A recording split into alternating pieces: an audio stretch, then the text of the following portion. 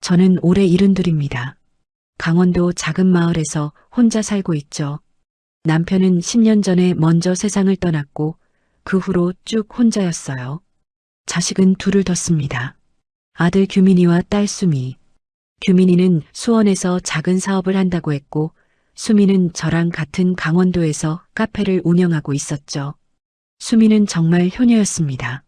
매달 용돈으로 50만 원씩 꼬박꼬박 보내줬어요.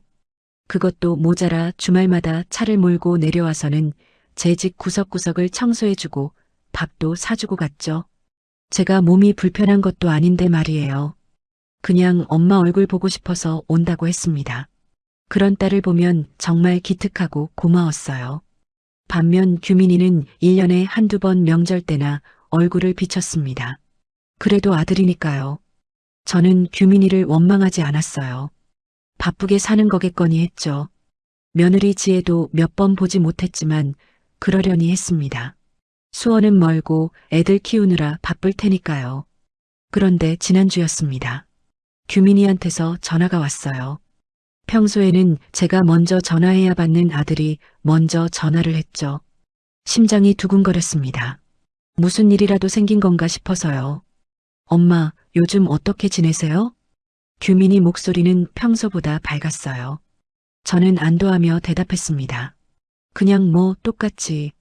너는 잘 지내고? 네, 저희는 잘 지내요. 그런데 엄마 한번 수원 올라오시면 안 될까요?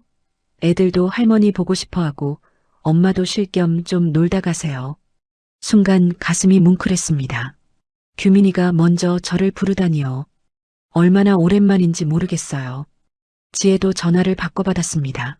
어머니, 손주들도 할머니 보고 싶다고 난리예요. 며칠만이라도 계시다 가세요.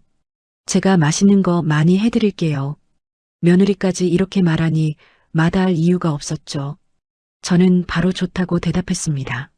전화를 끊고 나서도 한참을 웃음이 났어요. 그동안 서운했던 마음도 다 녹아내리는 것 같았습니다. 다음 날부터 저는 수원 갈 준비를 시작했어요. 빈손으로 갈 수는 없잖아요. 규민이가 어릴 적부터 제일 좋아하던 게 청국장이었습니다. 제가 직접 담근 청국장이요. 그래서 일주일 전부터 콩을 삶아서 청국장을 담갔죠. 매일 아침 저녁으로 청국장 항아리를 들여다봤습니다. 발효가 잘 되고 있는지 확인하면서요. 냄새도 맡아봤어요. 구수한 냄새가 제대로 나더군요. 규민이가 좋아할 만했습니다. 청국장만으로는 부족하다 싶었어요. 작년에 담가둔 된장도 통에 담았습니다. 그리고 여름에 만들어둔 깻잎 장아찌도 챙겼죠. 고추장도 한 통 넣었어요. 규민이네 식구가 넷이니까 반찬거리가 많아야 할 것 같았습니다. 짐을 싸면서도 계속 뭘 빼먹은 건 아닌가 싶었어요. 손주들 줄 과자도 사고 옷도 새로 한 벌 샀습니다. 수원 가는데 너무 초라하게 보이면 안 될 것 같아서요. 머리도 미용실 가서 새로 했죠. 수미한테 얘기했더니 수미가 걱정하더군요. 엄마, 오빠가 갑자기 왜 올라오래? 무슨 일 있는 거 아니에요? 아니야, 그냥 손주들이 할머니 보고 싶대. 그래도 이상한데. 오빠가 먼저 연락하는 게 언제적 일이에요. 수미 말이 맞긴 했습니다. 하지만 저는 좋게 생각하고 싶었어요. 아들이 철이 든 거겠거니 했죠. 나이도 이제 40이 넘었는데 효도할 줄도 알아야 하는 거 아니겠어요. 드디어 수원 가는 날이었습니다. 새벽 5시에 일어나 씻고 짐을 챙겼어요. 청국장통, 된장통, 장아찌통까지. 가방이 2개나 됐습니다. 무거웠지만 기분은 좋았죠. 버스터미널까지는 수미가 태워다 줬어요. 차 안에서도 수미는 계속 걱정했습니다. 엄마, 혹시 이상한 일 있으면 바로 전화하세요. 제가 바로 올라갈게요. 알았어. 걱정 마. 내 오빠가 뭘 어쩌겠니? 버스에 올라 자리에 앉았습니다. 창밖으로 수미가 손을 흔들고 있었어요. 저도 손을 흔들어 줬죠. 버스가 출발하고 창밖 풍경이 스쳐 지나갔습니다. 수원까지는 3시간이 걸렸어요. 버스 안에서 저는 계속 상상했습니다. 손주들이 반겨주는 모습, 규민이가 제 청국장 먹고 좋아하는 모습, 생각만 해도 행복했죠. 수원에 도착했습니다. 규민이가 차로 마중 나온다고 했어요. 터미널 앞에서 기다리니 규민이 차가 보였습니다. 규민이가 내려서 짐을 받아줬어요. 엄마, 짐이 왜 이렇게 많아요? 뭘 이렇게 가져오셨어요? 내가 좋아하는 거 좀 싸왔지. 청국장도 담갔어. 아, 그래요? 고마워요, 엄마. 규민이 말투가 조금 건성이긴 했지만 저는 신경 쓰지 않았습니다. 원래 말수가 적은 아들이니까요. 차를 타고 아파트로 향했어요. 중소형 아파트 단지였습니다. 20평대쯤 되는 것 같았죠. 집에 도착하니 현관문이 열리고 손주들이 뛰어나왔습니다. 할머니, 초등학교 2학년인 민준이와 5살인 서연이었어요. 아이들이 저를 안았습니다. 얼마나 귀엽던지요. 지혜도 현관에 나와서 웃으며 인사했어요. 어머니, 어서 오세요. 얼마나 기다렸는지 몰라요. 저는 무거운 가방을 들고 안으로 들어갔습니다. 아파트는 깔끔했어요. 규민이가 거실 소파를 가리키며 말했습니다. 엄마, 일단 앉으세요. 피곤하시죠? 아니야, 괜찮아. 짐부터 풀게. 그런데 짐을 풀기도 전이었습니다. 지혜가 다가와서 조심스럽게 말을 꺼냈어요. 어머니, 사실은요. 지혜 목소리가 평소와 달랐습니다. 뭔가 간절한 느낌이 들었죠. 저는 지혜를 쳐다봤어요. 지혜는 규민이를 한번 보더니 다시 저를 봤습니다. 어머니, 사실 급하게 여쭤볼 게 있어서 모셨어요. 지혜 말에 저는 잠시 멈칫했습니다. 손주들 보러 오라더니 뭔가 여쭤볼 게 있다는 게 무슨 말인지 알 것 같았어요. 하지만 아직 확신할 수는 없었죠. 저는 일단 소파에 앉았습니다. 무슨 일인데?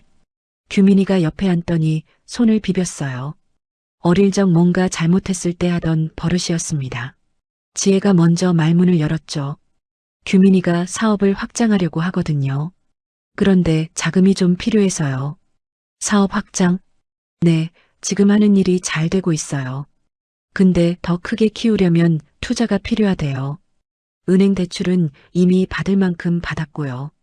저는 규민이를 봤습니다. 규민이는 시선을 피하더군요. 지혜가 다시 말을 이었어요. 그래서 어머니께 좀 빌려주실 수 있나 해서요. 6천만 원만요. 6천만 원. 적은 돈이 아니었습니다. 제가 평생 모아둔 돈의 절반이 넘는 금액이었어요. 저는 순간 말문이 막혔습니다. 앉은 지 5분도 안 돼서 이런 얘기를 꺼내다니요. 6천이면 적은 돈이 아닌데. 알아요, 어머니. 그래서 조심스럽게 말씀드리는 거예요. 근데 이번 기회를 놓치면 안 될 것 같아서요. 규민이가 끼어들었습니다. 엄마, 꼭 필요해요. 이번에 거래처를 하나 더 확보하면 수익이 2배는 늘어요. 그러면 금방 갚을 수 있어요. 저는 깊게 숨을 들이쉬었습니다. 아들이 사업을 한다는 건 알고 있었어요. 하지만 구체적으로 뭘 하는지, 얼마나 잘 되는지는 몰랐죠. 6천만 원을 빌려달라는 건 너무 갑작스러웠습니다. 그게 그렇게 급한 일이야? 네, 이번 달 안에 계약금을 넣어야 해요. 지혜 목소리에 조급함이 묻어났어요. 저는 머리가 복잡해졌습니다. 아들을 도와주고 싶은 마음은 굴뚝 같았죠. 하지만 6천만 원은 제 노후 자금이었어요. 함부로 결정할 수 있는 금액이 아니었습니다. 그건 좀 천천히 생각해 봐야겠구나.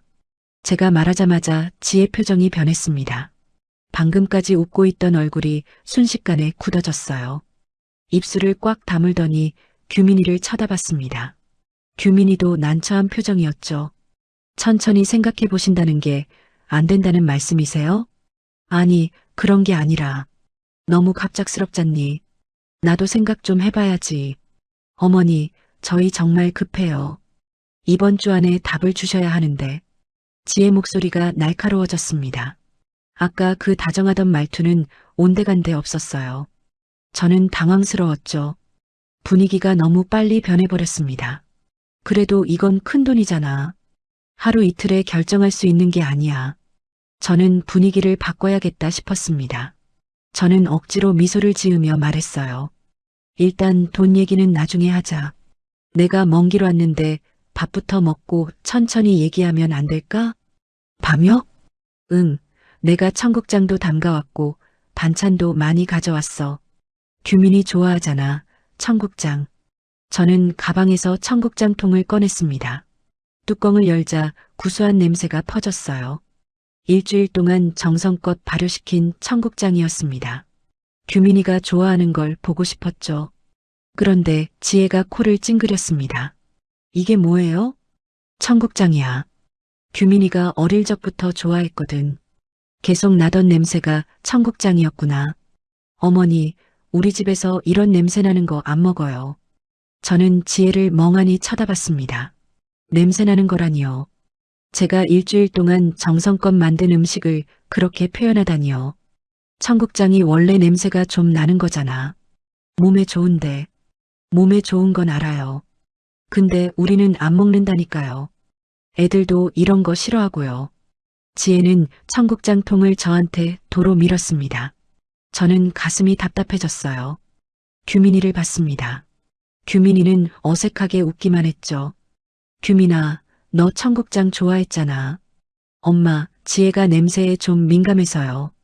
요즘은 저도 잘 안 먹어요. 규민이 말에 저는 할 말을 잃었습니다. 언제부터 청국장을 안 먹게 됐다는 건지요. 그럼 제가 일주일 동안 공들여 만든 건 뭡니까? 지혜가 벌떡 일어서더니 냉장고로 갔습니다. 그리고 청국장 통을 냉장고 구석에 처박았어요. 마치 쓰레기 치우듯이요. 걔도 안 먹겠어요, 이거. 지혜가 중얼거리는 소리가 들렸습니다. 걔도 안 먹겠다고요. 제가 정성껏 만든 음식을 걔밥에 비유하다니요. 순간 눈앞이 캄캄해졌습니다. 뭐라고 했어? 아, 아니에요. 아무것도 아니에요. 지혜는 대충 얼버무렸습니다. 하지만 저는 분명히 들었어요. 걔도 안 먹겠다고 했습니다. 가슴이 무너져 내리는 것 같았어요. 규민이는 여전히 아무 말도 하지 않았습니다. 며느리가 저를 모욕하는데도 말 한마디 없더군요. 오히려 지혜 눈치만 보고 있었어요. 규민아. 네, 엄마. 지혜가 지금 뭐라고 한 거 들었지? 엄마, 지혜가 원래 냄새에 민감해서 그래요. 이해해주세요. 이해해달라고요. 제가 일주일 동안 정성 들인 음식을 걔 밥이라고 한 걸 이해하라는 겁니까? 저는 더 이상 참을 수가 없었습니다.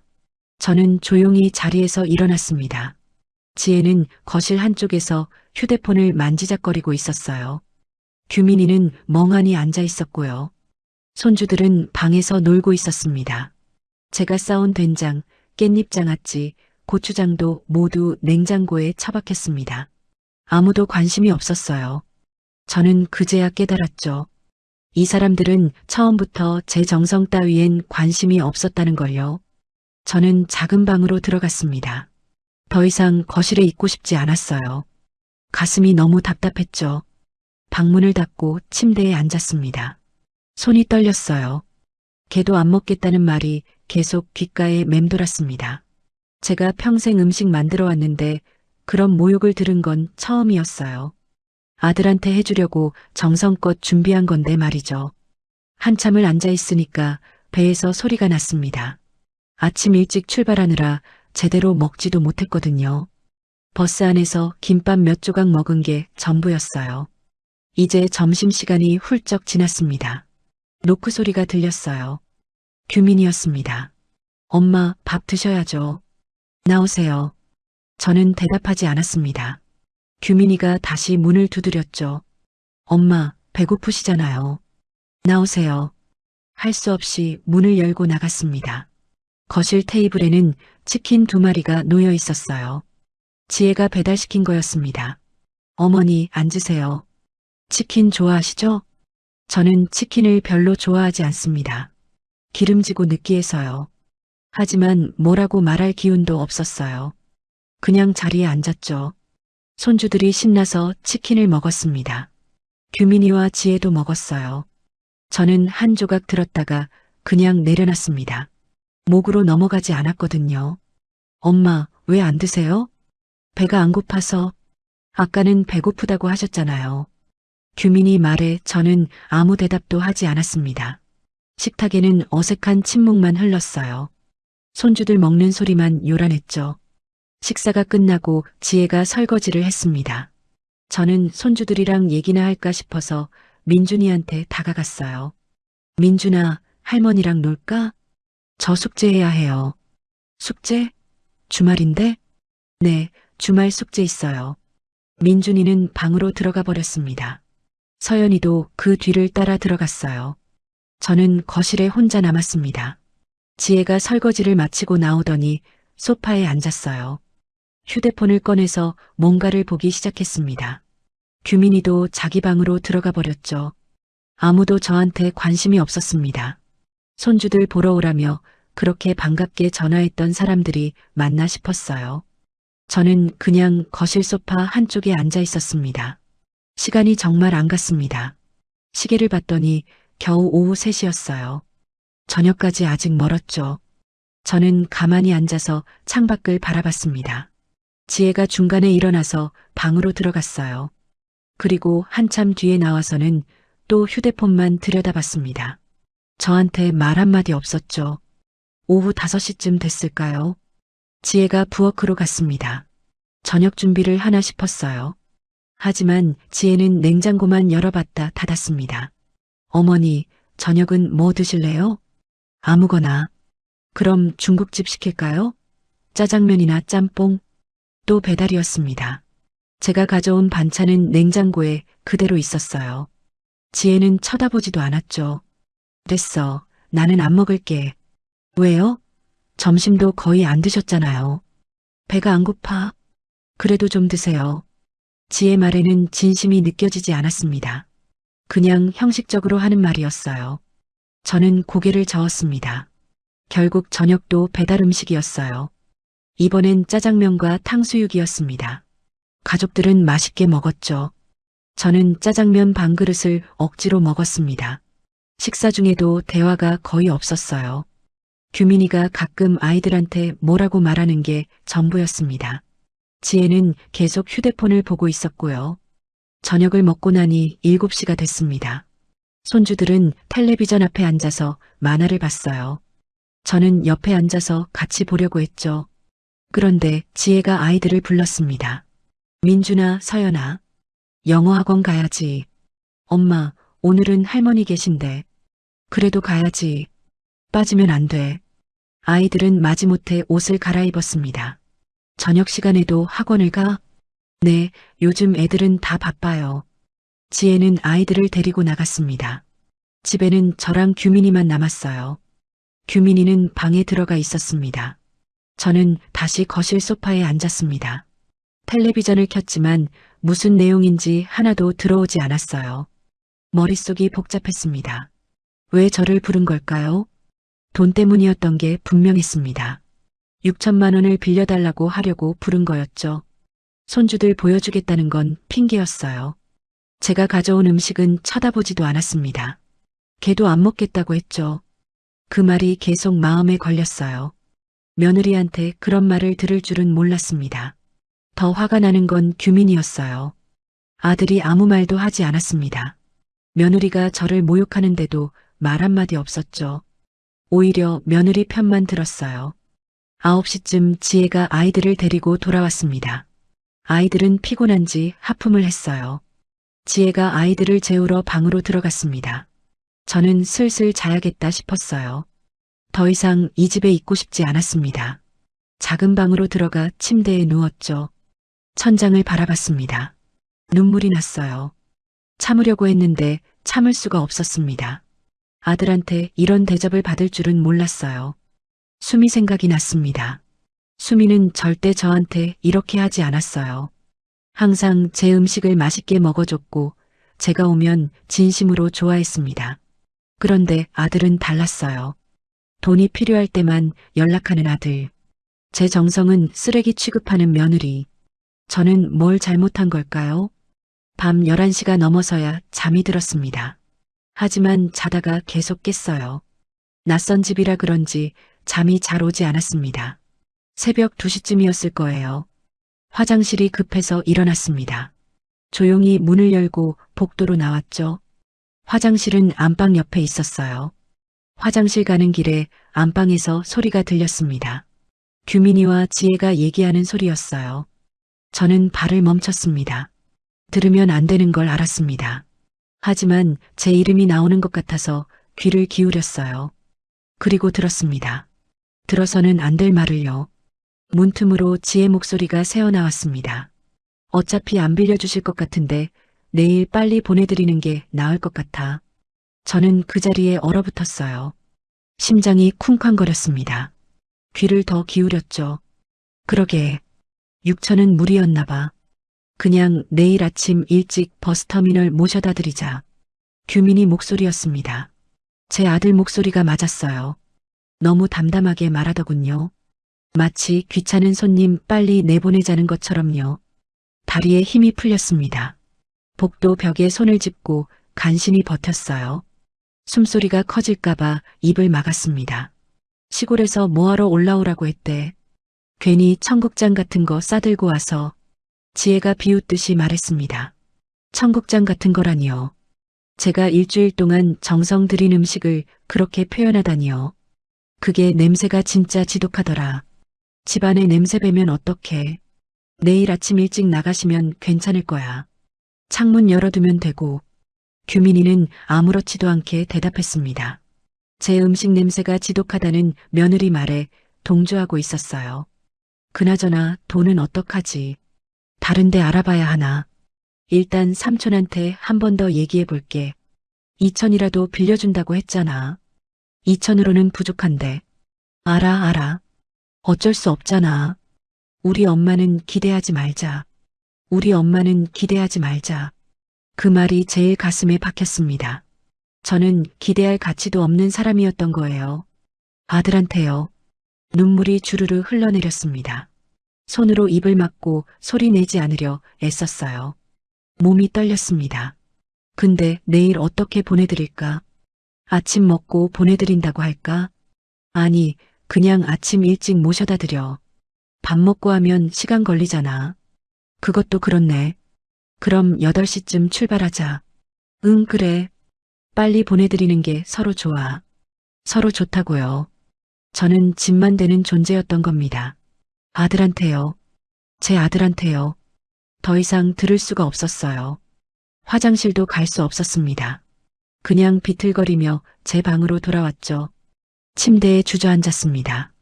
온몸이 후들거렸어요. 눈물이 멈추지 않았습니다. 이불로 얼굴을 묶고 울었어요.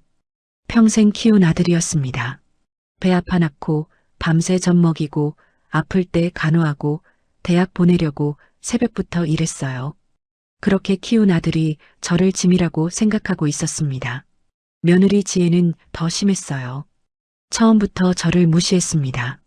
돈 빌리려고 부른 것뿐이었죠. 제 음식은 걔도 안 먹을 거라고 했어요. 새벽 대화를 듣지 않았다면 몰랐을 겁니다.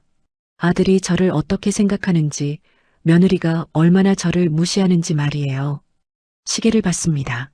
새벽 2시 30분이었어요. 아직 한참 남았습니다. 하지만 이 집에 1시간도 더 있고 싶지 않았어요. 짐을 싸야겠다고 생각했습니다. 지금 당장 나가고 싶었어요. 하지만 새벽에 나가면 이상하게 보일 겁니다. 조금만 참아야 했죠. 침대에 누워 천장을 바라봤어요. 눈물이 계속 났습니다. 이불에 얼굴을 묻고 소리 없이 울었어요. 규민이 어릴 적 생각이 났습니다. 5살 때 자전거를 배우다가 넘어진 적이 있었어요. 무릎에서 피가 났죠. 규민이가 울면서 저한테 달려왔습니다. 엄마 아파. 저는 규민이를 안아주고 상처에 약을 발라줬어요. 호흡 불어주면서 괜찮다고 했죠. 규민이는 제 품에서 울음을 그쳤습니다. 그때 규민이는 저를 엄마라고 불렀어요. 저를 필요로 했죠. 하지만 지금은 달랐습니다. 이제 저는 필요 없는 존재가 됐어요. 수미 생각이 또 났습니다. 수미는 지난주에도 집에 왔었어요. 제가 감기 기운이 있다고 하니까 약국에서 약을 사다 줬죠. 엄마, 이거 드시고 푹 쉬세요. 제가 죽 끓여드릴게요. 수미는 정말 죽을 끓여줬습니다. 그리고 제가 다 나을 때까지 옆에 있어줬어요. 그게 진짜 자식이었습니다. 규민이는 제가 아파도 연락 한 번 없었어요. 수미가 얘기해줘서 알았는지도 모르겠습니다. 알았다 해도 전화 한 통 없었죠. 시간이 정말 안 갔습니다. 시계를 보니 3시였어요. 겨우 30분밖에 안 지났습니다. 5시간을 더 기다려야 했죠. 잠은 올 리가 없었어요. 눈만 감으면 안방에서 들었던 대화가 떠올랐습니다. 빨리 보내드리는 게 서로 좋다는 말이요. 4시가 됐습니다. 밖이 조금씩 밝아오기 시작했어요. 저는 일어나서 짐을 챙기기 시작했습니다. 최대한 조용히요. 가방에 옷을 넣었습니다. 어제 꺼냈던 세면도구도 다시 챙겼어요. 청국장 통은 냉장고에 그대로 뒀습니다. 가져갈 이유가 없었죠. 된장이랑 깻잎 장아찌, 고추장도 그대로 뒀어요. 어차피 안 먹을 거였습니다. 걔도 안 먹을 음식이라고 했으니까요. 5시가 됐습니다. 이제 나가도 될 것 같았어요. 가방을 들고 방문을 열었습니다. 복도는 조용했어요. 거실로 나왔습니다. 식탁 위에 메모지가 있었어요. 저는 펜을 들고 생각했습니다. 뭐라고 써야 할까요? 결국 간단하게만 썼습니다. 먼저 간다. 그게 전부였어요. 다른 말은 하고 싶지 않았습니다. 현관문을 열었습니다. 삐소리가 날까봐 조심스럽게 열었어요. 밖으로 나와서 문을 닫았습니다. 복도를 걸어 엘리베이터로 갔습니다. 버튼을 눌렀어요. 엘리베이터가 올라오는 소리가 들렸습니다. 문이 열리고 안으로 들어갔습니다. 1층 버튼을 눌렀죠.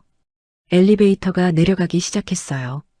거울에 비친 제 모습을 봤습니다. 눈이 퉁퉁 부어 있었어요.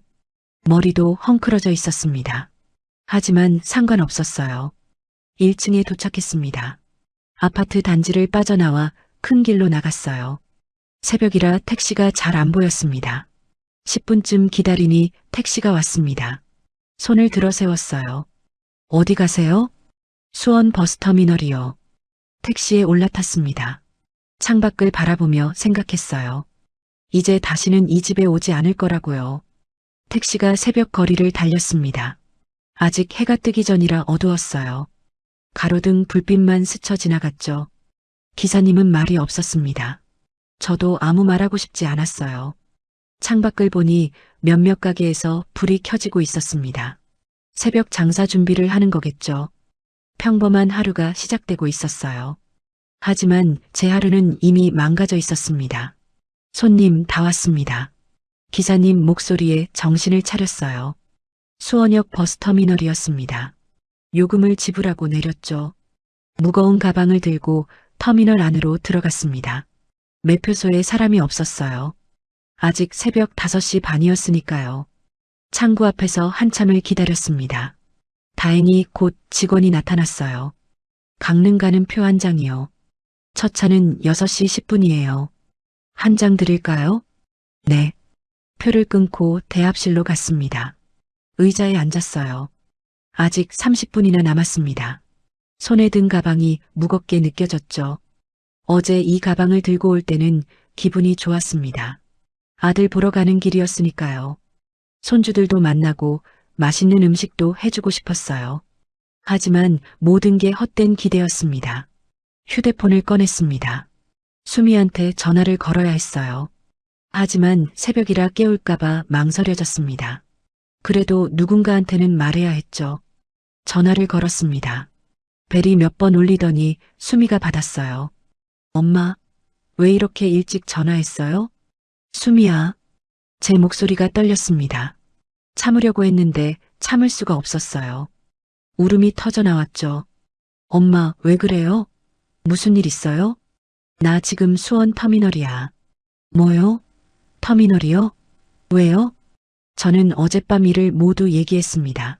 지혜가 제 음식을 모욕한 것, 규민이가 아무 말도 하지 않은 것, 새벽에 들은 대화까지요. 말하면서 눈물이 계속 흘렀어요. 수미는 전화기 너머에서 울먹였습니다. 오빠가 어떻게 그럴 수 있어요? 진짜 오빠 미쳤나 봐. 내가 짐이었나 봐. 내 오빠한테는. 엄마, 오빠가 잘못한 거예요. 엄마 잘못 아니에요. 전화를 끊었습니다. 손이 떨렸어요. 휴대폰을 가방에 넣고 고개를 떨궜습니다.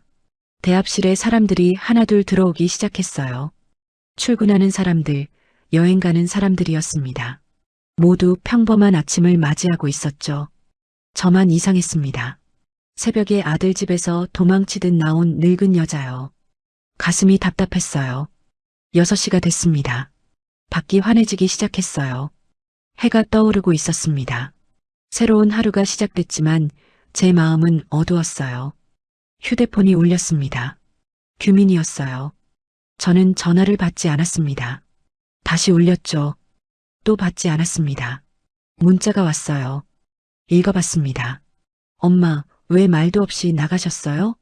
지금 어디세요? 저는 문자를 지웠습니다. 대답하고 싶지 않았어요. 전화가 또 왔습니다. 이번에도 받지 않았죠. 차가 강원도로 들어섰습니다. 익숙한 풍경이 보였어요. 산과 강이 있었죠. 터미널에 거의 다 왔습니다. 엄마, 여기에요, 여기. 고생하셨어요, 엄마. 수미가 터미널역까지 마중 나와 있었습니다. 저는 한숨을 크게 돌리고 수미 차를 타고 집으로 곧장 갔습니다. 집에 도착한 후 수미가 가방을 들어줬어요. 현관문을 열고 안으로 들어갔습니다. 집 냄새가 났어요. 익숙한 냄새였습니다. 엄마, 일단 앉으세요. 제가 물 떠올게요. 수미가 부엌으로 갔습니다. 저는 소파에 주저앉았어요. 온몸에 힘이 쭉 빠졌습니다. 수미가 물을 가져왔어요. 마셨습니다. 목이 칼칼했는데 물을 마시니 좀 나아졌죠. 엄마, 이제 어떻게 할 거예요?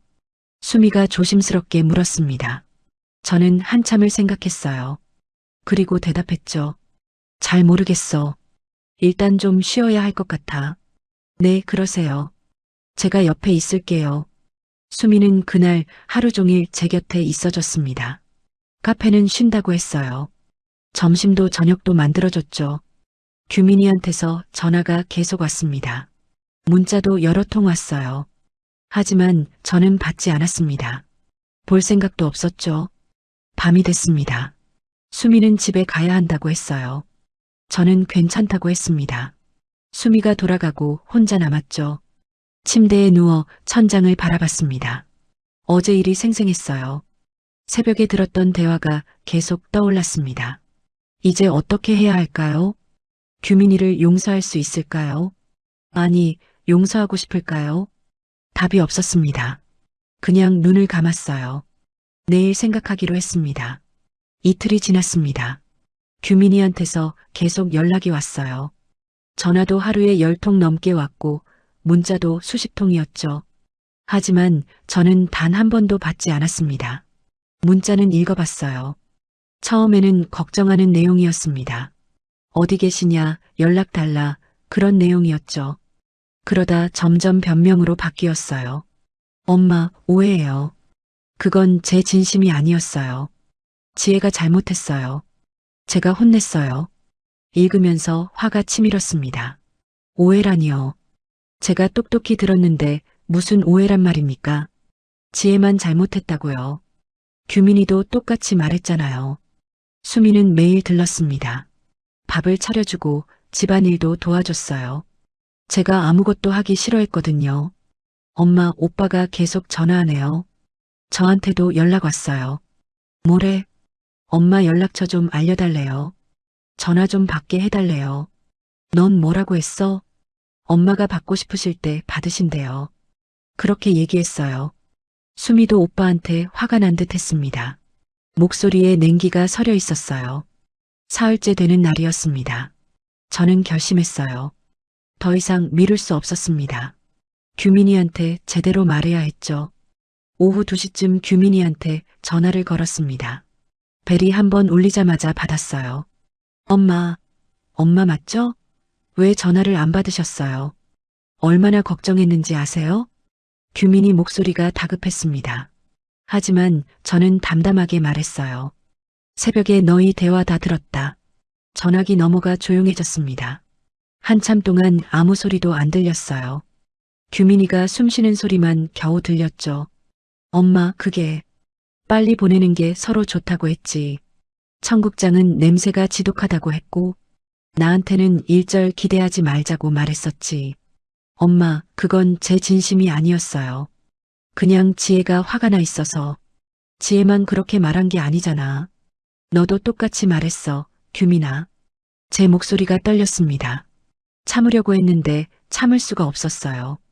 엄마, 나는 내가 좋아하는 청국장 담그려고 일주일을 매달렸어. 콩 삶고 발효시키고 매일 아침 저녁으로 확인했지.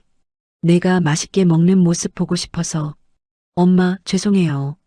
근데 지혜는 그걸 걔도 안 먹을 거라고 했어. 너는 옆에서 아무 말도 안 했고. 제가 잘못했어요, 엄마. 규민이 목소리가 떨렸습니다. 울고 있는 것 같았어요. 하지만 저는 멈출 수 없었습니다. 나는 돈 빌려주려고 부른 줄 알았으면 안 갔어. 손주들 보러 오라고 했잖아.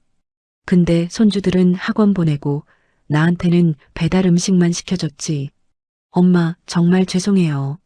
제가 생각이 짧았어요. 생각이 짧은 게 아니야. 나를 엄마로 안 본 거지. 말하면서 눈물이 났습니다. 하지만 계속 말했어요. 6천만 원. 그게 얼마나 큰 돈인지 알아? 내가 평생 모은 돈의 반이 넘는 돈이야. 근데 너는 앉자마자 그 얘기를 꺼냈어. 엄마, 제가 급해서 그랬어요. 정말 죄송해요. 급하면 다야? 엄마 마음은 생각 안 해봤어? 내가 얼마나 정성 들여서 음식 준비했는지, 얼마나 기대하고 갔는지 생각 안 해봤냐고. 생각했어요, 엄마. 제가 정말 잘못했어요. 규민이가 울먹이는 소리가 들렸습니다. 하지만 저는 마음이 움직이지 않았어요. 나는 짐이었어. 너희한테는 빨리 보내는 게 서로 좋은 짐. 아니에요, 엄마. 그런 거 아니에요. 그럼 뭔데? 너는 새벽 2시에 그렇게 말했잖아. 내일 빨리 보내자고. 규민이는 대답하지 못했습니다. 할 말이 없었던 거겠죠. 규민아. 네, 엄마. 너희는 이제 내 자식이 아니야. 엄마. 규민이가 소리쳤습니다. 하지만 저는 흔들리지 않았어요. 나는 자식 하나만 있어. 수미만 내 딸이야. 엄마, 그렇게 말씀하시지 마세요. 제발이요. 조만간 재산 정리할 거야. 집도 예금도 전부. 엄마, 돈 필요 없어요. 저 돈 안 벌어요. 그냥 이렇게 하지 마세요. 규민이 목소리가 절박했습니다. 하지만 이미 늦었어요. 너희한테는 한 푼도 없어. 전부 수미한테 줄 거야.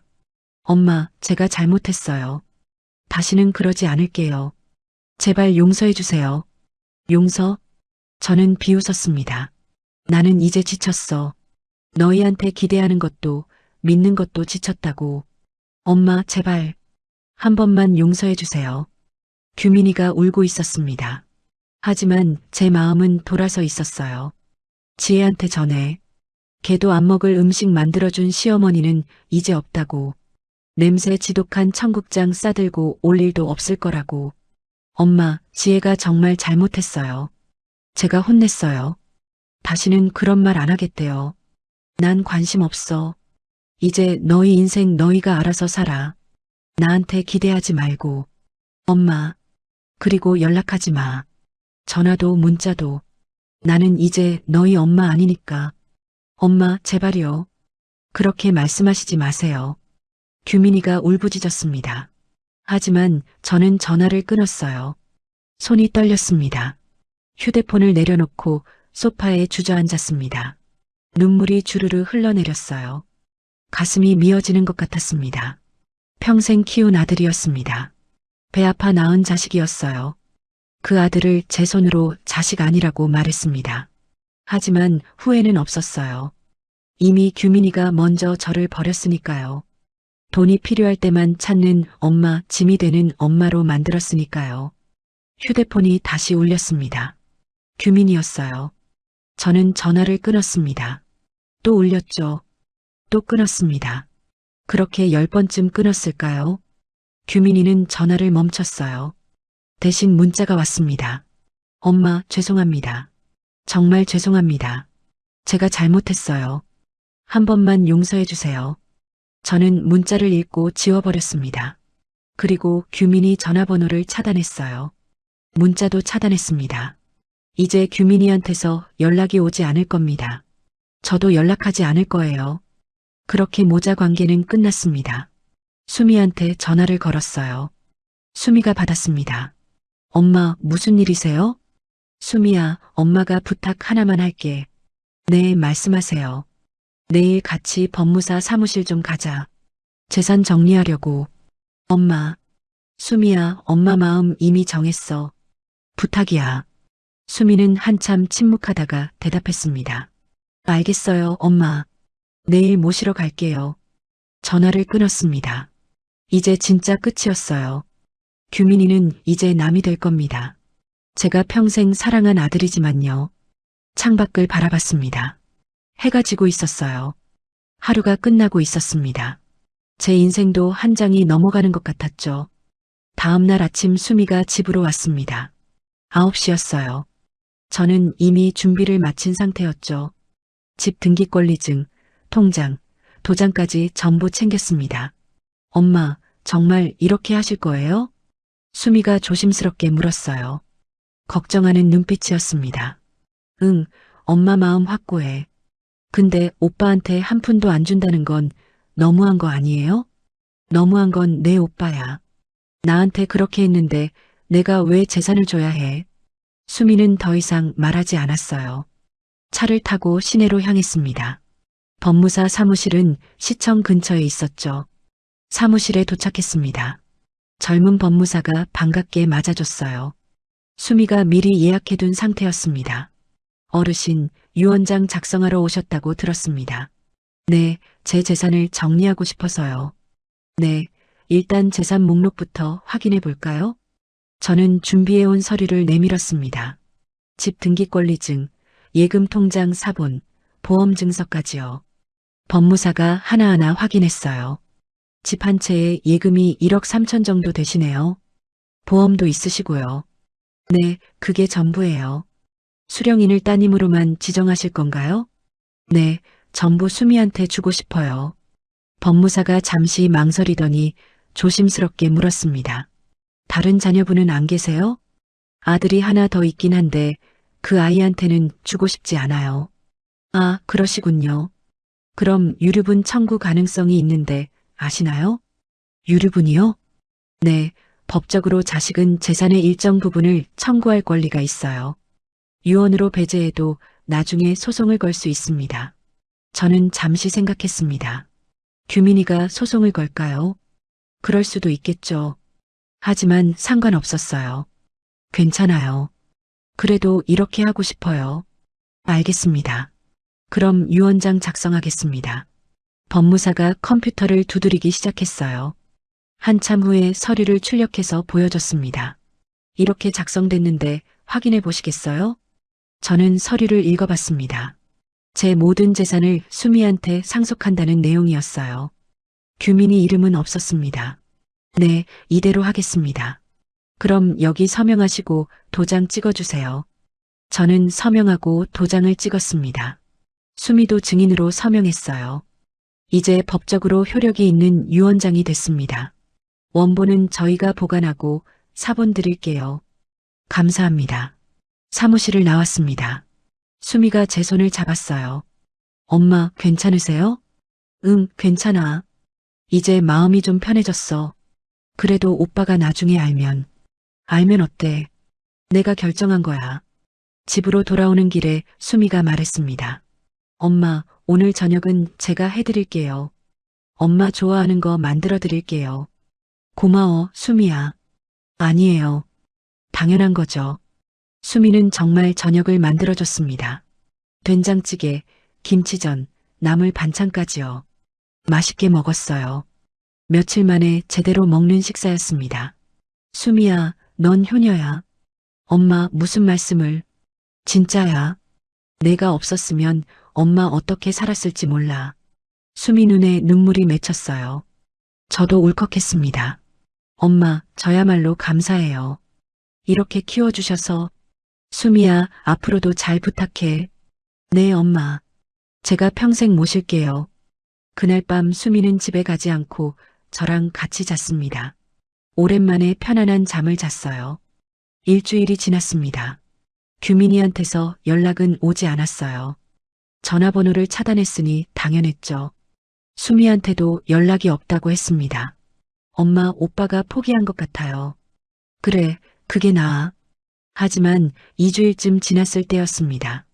규민이가 직접 집으로 찾아왔어요. 현관문을 두드리는 소리에 나가봤더니 규민이었습니다. 엄마, 문 좀 열어주세요. 저는 문을 열지 않았습니다. 그냥 서 있었죠. 엄마, 제발요. 얘기 좀 해요. 할 얘기 없어. 돌아가. 엄마, 이럴 거예요? 저 진짜 반성했어요. 반성은 내 마음속에서 하면 돼. 나한테 보여줄 필요 없어. 엄마. 규민이가 문을 두드렸습니다. 하지만 저는 열지 않았어요. 1시간쯤 지나니 규민이가 포기하고 돌아갔습니다. 수미한테 전화가 왔어요. 엄마, 오빠가 집에 갔다 왔다면서요. 응, 왔다 갔어. 문 안 열어주셨어요? 응, 만나고 싶지 않아서. 엄마. 수미야, 엄마 마음 이해해줘. 아직은 안 돼. 네, 알겠어요. 한 달이 지났습니다. 규민이는 2번 더 집에 왔어요. 하지만 저는 문을 열어주지 않았습니다. 3번째부터는 오지 않았죠. 수미는 여전히 주말마다 왔습니다. 밥도 해주고 집안일도 도와줬어요. 용돈도 계속 보내줬죠. 수미야, 이제 용돈은 안 보내줘도 돼. 왜요, 엄마? 엄마한테 돈 있잖아. 그래도 제가 드리고 싶어서 드리는 거예요. 그래, 고마워, 수미야. 어느 날 수미가 물었습니다.